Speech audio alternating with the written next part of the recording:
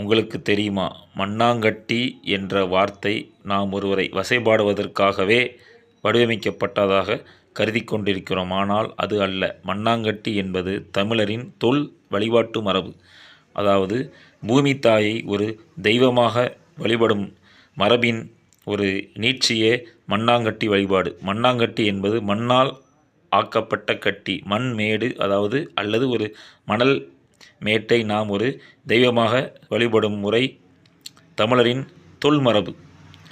இதே போன்று மண்ணாங்கட்டி போன்ற ஒரு தொன்மையான மரபு கிரேக்கத்தில் உள்ளது. அதற்கு பெயர் கயா.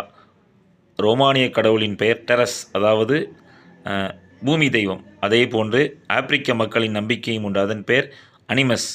ஆப்பிரிக்காவிலோ ரோமானிய தொன்மங்களிலோ அல்லது கிரேக்கத்திலோ பூமி தாயை வழிபடும் முறையை யாரும் கேலியாகவும் கிண்டலாகவும் கூறுவதே இல்லை. ஆனால் நாம் தான் மண்ணாங்கட்டி என்பதை ஒருவரை வசைபாடுவதற்காகவே வடிவமைக்கப்பட்ட வார்த்தையாக நமது பொது புத்தியில் அதை பதிவு செய்துவிட்டோம்.